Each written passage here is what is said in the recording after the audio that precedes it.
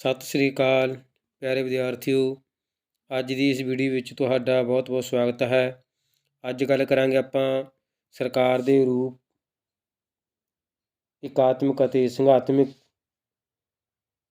1 number ਵਾਲੇ ਪ੍ਰਸ਼ਨ।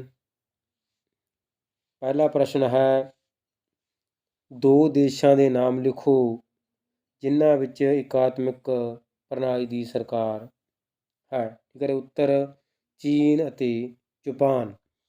ਉਸ ਤੋਂ ਅੱਗੇ ਦੂਸਰਾ ਪ੍ਰਸ਼ਨ, ਸੰਘ ਸ਼ਬਦ ਦੀ ਉਤਪਤੀ ਕਿੱਥੋਂ ਹੋਈ ਹੈ।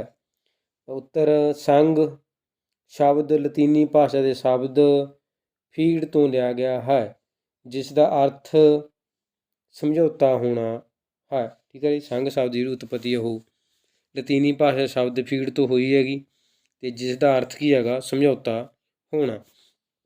ਸੰਘਾਤਮਕ ਪ੍ਰਸ਼ਨ ਤੀਸਰਾ ਜੀ, ਸੰਘਾਤਮਕ ਸਰਕਾਰ ਦੇ ਨਿਰਮਾਣ ਲਈ ਕਿਹੜੇ ਲਈ ਜ਼ਰੂਰੀ ਸ਼ਰਤਾਂ ਲਿਖੋ। ਠੀਕ ਹੈ। ਸ਼ਰਤਾਂ ਕਿਹੜੀਆਂ ਹੋ ਸਕਦੀਆਂ ਕਹਿੰਦੇ ਸੰਘਾਤਮਕ ਸਰਕਾਰ ਦੇ ਲਈ। ਉੱਤਰ ਆ ਭੂਗੋਲਿਕ ਨੇੜਤਾ। ਠੀਕ ਹੈ। ਭੂਗੋਲਿਕ ਤੌਰ ਦੇ ਉੱਤੇ ਜਿਹੜੇ ਉਹ ਨੇੜੇ ਹੋਵੇ ਤਾਂ ਜਿਹੜੀ ਸੰਘਾਤਮਕ ਪ੍ਰਣਾਲੀ ਹੋ ਸਕਦੀ ਹੈਗੀ। ਉਸ ਤੋਂ ਅੱਗੇ ਚੌਥਾ ਪ੍ਰਸ਼ਨ, ਸੰਘਾਤਮਕ ਪ੍ਰਣਾਲੀ ਵਾਲੇ ਦੇਸ਼ ਦਾ ਨਾਮ ਲਿਖੋ ਜਿੱਥੇ ਸੰਘਾਤਮਕ ਢਾਂਚਾ ਹੈ ਜੀ। ਉੱਤਰ ਸੰਯੁਕਤ ਰਾਜ ਅਮਰੀਕਾ। ਠੀਕ ਹੈ। ਅਮਰੀਕਾ ਦੇ ਵਿੱਚ ਸੰਯੁਕਤ ਰਾਜ ਅਮਰੀਕਾ ਦੇ ਵਿੱਚ ਹੀ ਸੰਯੁਕਤ ਪ੍ਰਣਾਲੀ ਹੈਗੀ। ਉਸ ਤੋਂ ਅੱਗੇ ਪੰਜਵਾਂ ਪ੍ਰਸ਼ਨ, ਇਕਾਤਮਕ ਸਰਕਾਰ ਵਿੱਚ ਡੈਸ਼ ਸ਼ਾਸਨ ਪ੍ਰਣਾਲੀ ਹੁੰਦੀ ਹੈ। ਉੱਤਰ ਜਿਹੜਾ ਉਹ ਇਕਹਿਰੀ ਇੱਕੋ ਹੀ ਪ੍ਰਣਾਲੀ ਹੁੰਦੀ ਹੈ ਜਿੱਥੇ। ਅੱਗੇ ਛੇਵਾਂ, ਇਕਾਤਮਕ ਸਰਕਾਰ ਵਿੱਚ ਸਾਰੀ ਸ਼ਕਤੀ ਡੈਸ਼ ਕੋਲ ਹੁੰਦੀ ਹੈ। ਉੱਤਰ ਕੇਂਦਰ ਸਰਕਾਰ ਕੋਲ। ਠੀਕ ਹੈ ਜੀ। ਜਿੱਥੇ ਸ਼ਕਤੀਆਂ ਦਾ ਕੇਂਦਰ ਇੱਕ ਥਾਂ ਗਾ। ਠੀਕ ਹੈ ਜੀ। ਉਹ ਇਕਾਤਮਕ ਸਰਕਾਰ ਹੈਗੀ। ਜਿੱਥੇ ਸ਼ਕਤੀਆਂ ਦੀ ਜਿਹੜੀ ਵੰਡ ਕਰੀ ਹੋਈ ਆ ਉਹ ਸੰਘਾਤਮਕ ਢਾਂਚਾ ਹੈਗਾ। ਉਸ ਤੋਂ ਅੱਗੇ ਸੱਤਵਾਂ ਪ੍ਰਸ਼ਨ, ਸੰਘਾਤਮਕ ਸਰਕਾਰ ਵਧੇਰੇ ਖਰਚੀਲੀ ਹੁੰਦੀ ਹੈ। ਠੀਕ ਹੈ। ਇਹ ਠੀਕ ਆ ਜਾਂ ਗਲਤ? ਇਹਦਾ ਉੱਤਰ ਹੈਗਾ ਉਹ ਠੀਕ। ਸੰਸਦੀ ਪ੍ਰਣਾਲੀ ਹੈ ਜਾਂ ਸੰਘਾਤਮਕ ਉਹ ਜਿਹੜਾ ਖਰਚੀਲਾ ਜ਼ਿਆਦਾ ਹੁੰਦਾ ਗਾ। ਉਸ ਤੋਂ ਅੱਗੇ ਅੱਠਵਾਂ ਪ੍ਰਸ਼ਨ, ਸੰਘਾਤਮਕ ਸਰਕਾਰ ਦੀਆਂ ਸ਼ਕਤੀਆਂ ਦਾ ਵਿਕੇਂਦਰੀਕਰਨ ਹੁੰਦਾ ਹੈ। ਇਹ ਵੀ ਠੀਕ ਹੈ ਜੀ। ਸ਼ਕਤੀਆਂ ਦਾ ਵਿਕੇਂਦਰੀਕਰਨ ਕਰਿਆ ਹੁੰਦਾ ਗਾ, ਜਿਵੇਂ ਭਾਰਤ ਵਿੱਚ ਆਪਾਂ ਦੇਖਦੇ ਹਾਂ ਕਿ ਪਹਿਲਾਂ ਕੇਂਦਰ ਸਰਕਾਰ ਹੈਗਾ, ਉਸ ਤੋਂ ਅੱਗੇ ਜਿਹੜੀਆਂ ਉਹ ਰਾਜ ਸਰਕਾਰਾਂ ਨੇਗੀਆਂ। ਉਸ ਤੋਂ ਅੱਗੇ ਕਿਹੜਾ ਤੱਥ ਇਕਾਤਮਕ ਪ੍ਰਣਾਲੀ ਦਾ ਜ਼ਰੂਰੀ ਲੱਛਣ ਨਹੀਂ। ਜਿਹੜੀਆਂ ਲੱਛਣ ਹੈ ਨਹੀਂ, ਵਿਸ਼ੇਸ਼ਤਾਵਾਂ ਨਹੀਂ ਹੈਗੀਆਂ ਰਾਜੀ ਇਕਾਤਮਕ ਪ੍ਰਣਾਲੀ ਦੀਆਂ। ਉਹ 'ਚੋਂ ਇਕਹਿਰਾ ਸ਼ਾਸਨ ਨਹੀਂ ਹੈਗਾ ਰਾਜੀ,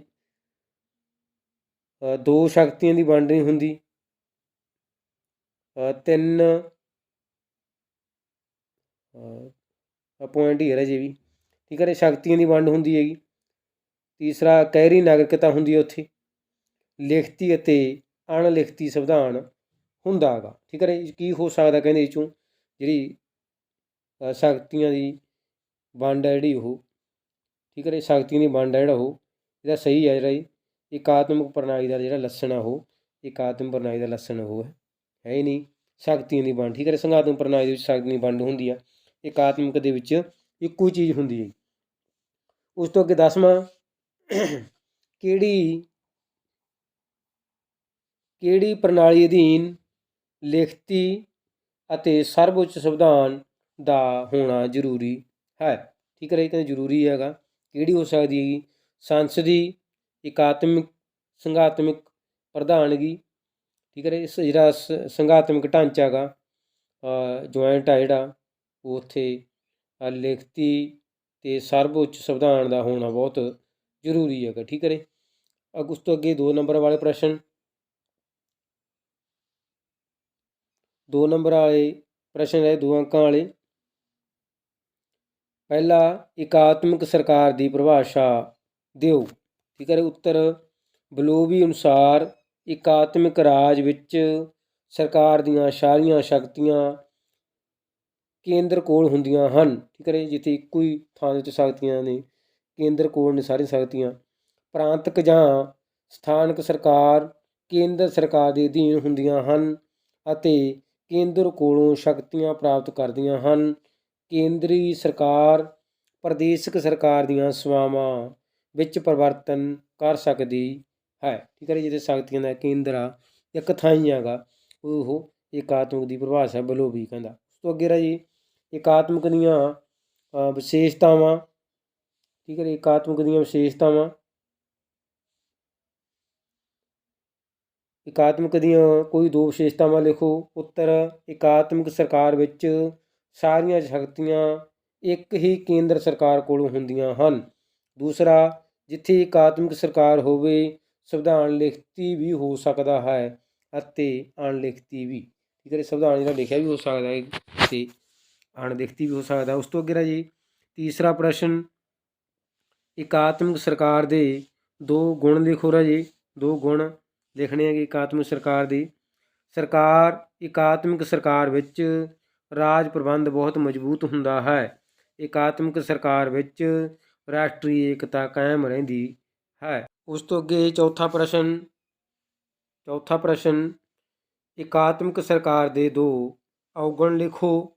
ਉੱਤਰ, ਏਕਾਤਮਕ ਸਰਕਾਰ ਵੱਡੇ ਦੇਸ਼ਾਂ ਲਈ ਢੁਕਵੀਂ ਨਹੀਂ ਹੁੰਦੀ। ਠੀਕ ਹੈ ਜੀ, ਏਕਾਤਮਕ ਸਰਕਾਰ ਜਿਹੜੇ ਵੱਡੇ ਦੇਸ਼ ਨੇਗੇ ਅਤੇ ਉਹਨਾਂ ਲਈ ਢੁਕਵੀਂ ਨਹੀਂ ਹੈਗੀ। ਉੱਤਰ ਦੂਸਰਾ ਪੁਆਇੰਟ, ਇਹ ਸਰਕਾਰ ਸਥਾਨਕ ਲੋੜਾਂ ਨੂੰ ਪੂਰਾ ਨਹੀਂ ਕਰਦੀ। ਠੀਕ ਹੈ, ਜਿਹੜੀ ਏਕਾਤਮਕ ਪ੍ਰਣਾਲੀ ਆ ਵੱਡੇ ਦੇਸ਼ ਵਿੱਚ ਢੁਕਵੀਂ ਨਹੀਂ ਅਤੇ ਜਿਹੜੇ ਸਥਾਨਕ ਲੋੜਾਂ ਨੂੰ ਉਹਨਾਂ ਨੂੰ ਪੂਰਾ ਨਹੀਂ ਕਰ ਸਕਦੀ। ਉਸ ਤੋਂ ਅੱਗੇ ਪੰਜਵਾਂ, ਸੰਘਾਤਮਕ ਸਰਕਾਰ ਦੀ ਪਰਿਭਾਸ਼ਾ ਦੱਸੋ। ਉੱਤਰ, ਮਾਨਟੈਸਕਿਊ ਅਨੁਸਾਰ ਸੰਘਾਤਮਕ ਸਰਕਾਰ ਉਹ ਇੱਕ ਅਜਿਹਾ ਸਮਝੌਤਾ ਹੈ ਜਿਸ ਦੇ ਦੁਆਰਾ ਬਹੁਤ ਸਾਰੇ ਇੱਕੋ ਜਿਹੇ ਰਾਜ ਇੱਕ ਵੱਡੇ ਰਾਜ ਦੇ ਮੈਂਬਰ ਬਣਨ ਨੂੰ ਸਹਿਮਤ ਹੋਣ। ਉੱਥੇ ਸੰਘਾਤਮਕ ਪ੍ਰਣਾਲੀ ਹੁੰਦੀ ਕਹਿੰਦੇ ਜਿੱਥੇ ਸਮਝੌਤੇ ਦੇ ਆਧਾਰ ਦੇ ਉੱਤੇ ਜਿਹੜਾ ਉਹ ਇੱਕ ਰਾਜ ਲਈ ਇਕੱਠੇ ਜਿਹੜੇ ਦੇਸ਼ ਬਣਾਉਣ ਨੂੰ, ਰਾਜ ਬਣਾਉਣ ਨੂੰ ਜਿਹੜਾ ਉਹ ਸਹਿਮਤ ਹੋ ਜਾਣ, ਉੱਥੇ ਕਹਿੰਦੇ ਸੰਘਾਤਮਕ ਪ੍ਰਣਾਲੀ ਹੁੰਦੀ ਹੈਗੀ। ਉਸ ਤੋਂ ਅੱਗੇ ਛੇਵਾਂ ਪ੍ਰਸ਼ਨ, ਸਰਕਾਰ ਦੀਆਂ ਦੋ ਵਿਸ਼ੇਸ਼ਤਾਵਾਂ ਜਾਂ ਲੱਛਣ ਲਿਖੋ। ਉੱਤਰ, ਪਹਿਲਾ ਪੁਆਇੰਟ, ਸੰਘਾਤਮਕ ਸਰਕਾਰ ਵਿੱਚ ਦੋਹਰੇ ਸ਼ਾਸਨ ਦਾ ਪ੍ਰਬੰਧ ਕੀਤਾ ਜਾਂਦਾ ਹੈ। ਇੱਕ ਕੇਂਦਰ ਸਰਕਾਰ ਸ਼ਾਸਨ, ਕੇਂਦਰੀ ਸ਼ਾਸਨ, ਦੂਸਰਾ ਸਥਾਨਕ ਸ਼ਾਸਨ ਦਾ। ਉਸ ਤੋਂ ਅੱਗੇ ਦੂਸਰਾ ਪੁਆਇੰਟ, ਸੰਘਾਤਮਕ ਸਰਕਾਰ ਵਿੱਚ ਸੰਵਿਧਾਨ ਹਮੇਸ਼ਾ ਲਿਖਤੀ ਹੁੰਦਾ ਹੈ ਕਿਉਂਕਿ ਅਲਿਖਤੀ ਸੰਵਿਧਾਨ ਵਿੱਚ ਸ਼ਕਤੀਆਂ ਦੀ ਵੰਡ ਨਹੀਂ ਕੀਤੀ ਜਾ ਸਕਦੀ। ਉਸ ਤੋਂ ਅੱਗੇ ਸੱਤਵਾਂ ਪ੍ਰਸ਼ਨ, ਸੰਘਾਤਮਕ ਸਰਕਾਰ ਦੇ ਦੋ ਗੁਣ ਲਿਖੋ। ਸੰਘਾਤਮਕ ਸ਼ਾਸਨ ਪ੍ਰਣਾਲੀ ਵੱਡੇ ਰਾਜਾਂ ਲਈ ਬਹੁਤ ਲਾਭਦਾਇਕ ਹੈ। ਦੂਜਾ ਪੁਆਇੰਟ, ਸੰਘਾਤਮਕ ਸ਼ਾਸਨ ਪ੍ਰਣਾਲੀ ਵਿੱਚ ਲੋਕਾਂ ਦੀਆਂ ਸਥਾਨਕ ਲੋੜਾਂ ਪੂਰੀਆਂ ਹੁੰਦੀਆਂ ਹਨ। ਉਸ ਤੋਂ ਅੱਗੇ ਅੱਠਵਾਂ, ਸੰਘਾਤਮਕ ਸਰਕਾਰ ਦੇ ਦੋ ਔਗਣ ਲਿਖੋ। ਉੱਤਰ, ਸ਼ਾਸਨ ਸੰਘ ਪ੍ਰਣਾਲੀ ਵਿੱਚ ਦੋਹਰਾ ਸ਼ਾਸਨ ਹੋਣ ਕਾਰਨ ਇਹ ਪ੍ਰਣਾਲੀ ਜ਼ਿਆਦਾ ਖਰਚੀਲੀ, ਸਮਾਂ ਲਾਉਣ ਵਾਲੀ ਹੈ। ਦੂਸਰਾ ਪੁਆਇੰਟ, ਸੰਘਾਤਮਕ ਸ਼ਾਸਨ ਪ੍ਰਣਾਲੀ ਵਿੱਚ ਕੇਂਦਰ ਅਤੇ ਪ੍ਰਾਂਤਕ ਸਰਕਾਰਾਂ ਵਿੱਚ ਝਗੜੇ ਹੁੰਦੇ ਰਹਿੰਦੇ ਹਨ। ਉਸ ਤੋਂ ਅੱਗੇ ਨੌਵਾਂ ਪ੍ਰਸ਼ਨ, ਏਕਾਤਮਕ ਸਰਕਾਰ ਕਿਉਂ ਮਜ਼ਬੂਤ ਹੁੰਦੀ ਹੈ। ਉੱਤਰ, ਸ਼ਕਤੀਆਂ ਦਾ ਵਿਕੇਂਦਰੀਕਰਨ ਹੁੰਦਾ ਹੈ।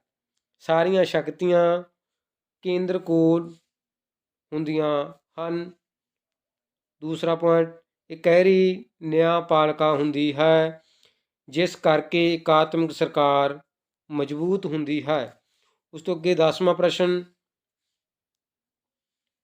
ਏਕਾਤਮਕ ਅਤੇ ਸੰਘਾਤਮਕ ਸ਼ਾਸਨ ਪ੍ਰਣਾਲੀ ਵਿੱਚ ਦੋ ਅੰਤਰ ਦੱਸੋ। ਉੱਤਰ, ਏਕਾਤਮਕ ਸਰਕਾਰ ਵਿੱਚ ਸੰਵਿਧਾਨ ਵਿੱਚ ਸੋਧ ਕਰਨ ਦੀ ਵਿਧੀ ਸਰਲ ਅਤੇ ਸੌਖੀ ਹੁੰਦੀ ਆ, ਜਦੋਂ ਕਿ ਸੰਘਾਤਮਕ ਪ੍ਰਣਾਲੀ ਦੇ ਵਿੱਚ ਸੰਵਿਧਾਨ ਵਿੱਚ ਸੋਧ ਕਰਨਾ ਬਹੁਤ ਮੁਸ਼ਕਲ ਹੁੰਦਾ ਗਾ। ਉਸ ਤੋਂ ਅੱਗੇ ਦੂਸਰਾ ਪੁਆਇੰਟ ਹੈ ਜੀ, ਸੰਘਾਤਮਕ ਇਕਾਤਮਿਕ ਸ਼ਾਸਨ ਪ੍ਰਣਾਲੀ ਵਿੱਚ ਸਾਰੀਆਂ ਸ਼ਕਤੀਆਂ ਕੇਂਦਰ ਕੋਲ ਹੁੰਦੀਆਂ ਹਨ, ਪਰ ਸੰਘਾਤਮਕ ਪ੍ਰਣਾਲੀ ਦੇ ਵਿੱਚ ਸ਼ਕਤੀਆਂ ਦੀ ਵੰਡ ਸੰਵਿਧਾਨ ਅਨੁਸਾਰ ਕੇਂਦਰ ਅਤੇ ਰਾਜਾਂ ਵਿੱਚ ਕੀਤੀ ਜਾਂਦੀ ਹੈ। ਉਸ ਤੋਂ ਅੱਗੇ 4 ਅੰਕਾਂ ਵਾਲੇ ਪ੍ਰਸ਼ਨ ਦਾ ਜੀ 4 ਅੰਕਾਂ ਵਾਲੇ ਪ੍ਰਸ਼ਨ 4 ਅੰਕਾਂ ਵਾਲੇ ਪ੍ਰਸ਼ਨ। ਪਹਿਲਾ ਪ੍ਰਸ਼ਨ, ਇਕਾਤਮਿਕ ਸ਼ਾਸਨ ਪ੍ਰਣਾਲੀ ਦੀਆਂ ਵਿਸ਼ੇਸ਼ਤਾਵਾਂ ਜਾਂ ਲੱਛਣ ਲਿਖੋ ਰਾਜੀ। ਇਕਾਤਮਿਕ ਦੇ ਵਿੱਚ ਕੀ ਹੁੰਦਾ ਕਹਿੰਦੇ? ਉੱਤਰ, ਸ਼ਕਤੀਆਂ ਦੀ ਵੰਡ ਦੀ ਅਣਹੋਂਦ, ਸ਼ਕਤੀਆਂ ਦੀ ਵੰਡ ਨਹੀਂ ਹੁੰਦੀ ਕਹਿੰਦੇ। ਇਕਾਈਆਂ ਕੇਂਦਰ ਸਰਕਾਰ ਦੁਆਰਾ ਸਥਾਪਿਤ ਕੀਤੀਆਂ ਜਾਂਦੀਆਂ ਹਨ।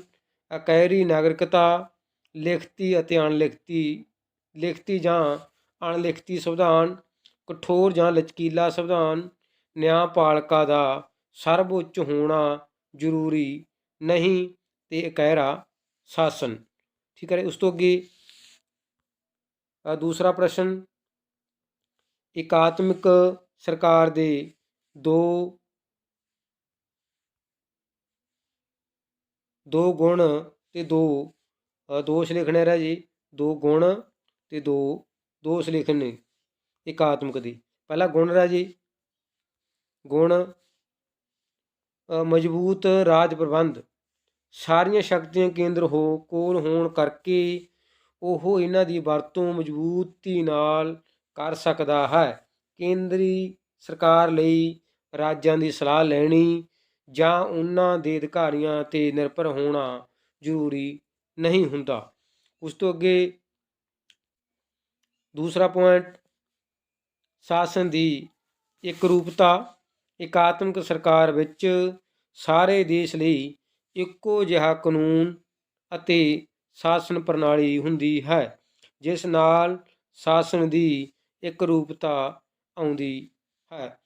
ਠੀਕ ਹੈ। ਉਸ ਤੋਂ ਅੱਗੇ ਇਹਦੇ ਦੋਸ਼, ਇਕਾਤਮਿਕ ਦੇ ਦੋਸ਼ ਕੀ ਨੇ ਕਹਿੰਦੇ? ਇਕਾਤਮਿਕ ਦੇ ਦੋਸ਼ ਇਕਾਤਮਿਕ ਦੇ, ਪਹਿਲਾ, ਕੇਂਦਰ ਸਰਕਾਰ ਕੋਲ ਕੰਮ ਦਾ ਬੋਝ, ਅੱਜ ਦੇ ਕਲਿਆਣਕਾਰੀ ਰਾਜ ਵਿੱਚ ਯੁੱਗ ਵਿੱਚ ਸਰਕਾਰ ਦਾ ਕੰਮ ਬਹੁਤ ਵੱਧ ਗਿਆ ਹੈ। ਇਕਾਤਮਿਕ ਸਰਕਾਰ ਕੋਲ ਸਾਰਾ ਕੰਮ ਕੇਂਦਰ ਸਰਕਾਰ ਕੋਲ ਹੁੰਦਾ ਹੈ, ਜਿਸ ਕਰਕੇ ਜ਼ਿਆਦਾ ਕੰਮ ਦਾ ਬੋਝ ਸਰਕਾਰ ਦੀ ਕੁਸ਼ਲਤਾ ਨੂੰ ਤੇ ਬੁਰਾ ਪ੍ਰਭਾਵ ਪਾਉਂਦਾ ਹੈ। ਉਸ ਤੋਂ ਅੱਗੇ ਜੀ ਦੂਸਰਾ ਪੁਆਇੰਟ, ਸ਼ਕਤੀਆਂ ਦਾ ਕੇਂਦਰੀਕਰਨ ਹਾਨੀਕਾਰਕ ਹੈ। ਸ਼ਕਤੀਆਂ ਦਾ ਕੇਂਦਰੀਕਰਨ ਲੋਕਤੰਤਰ ਦੇ ਆਦਰਸ਼ ਅਨੁਸਾਰ ਨਹੀਂ ਹੈ। ਜੇਕਰ ਕੇਂਦਰ ਸਰਕਾਰ ਛੋਟੇ ਕੰਮਾਂ ਵਿੱਚ ਰੁੱਝੀ ਰਹੇਗੀ ਤਾਂ ਉਹ ਰਾਸ਼ਟਰੀ ਅਤੇ ਅੰਤਰਰਾਸ਼ਟਰੀ ਮਹੱਤਵ ਦੇ ਕੰਮਾਂ ਵੱਲ ਧਿਆਨ ਨਹੀਂ ਦੇ ਸਕੇਗੀ। ਉਸ ਤੋਂ ਅੱਗੇ ਰਾਜੀ ਚੌਥਾ ਪ੍ਰਸ਼ਨ,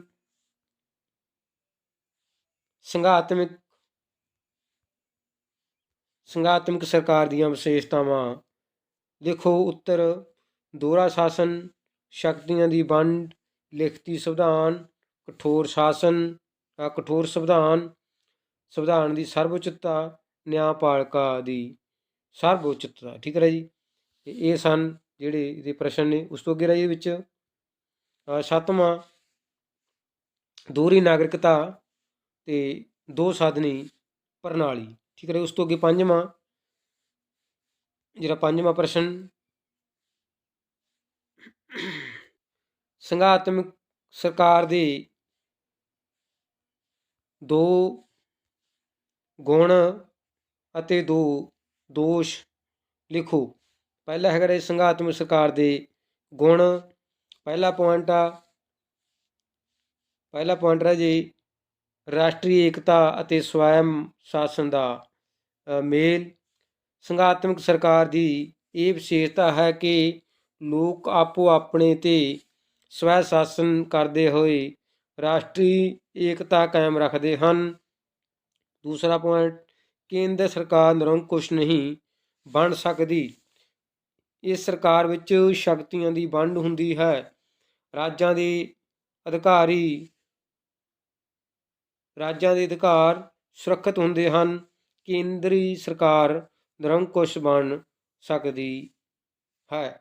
ਉਸ ਤੋਂ ਅੱਗੇ ਰਹੇ ਦੇ ਦੋਸ਼ਾਤਮਕ ਦੇ ਦੋ ਦੋਸ਼।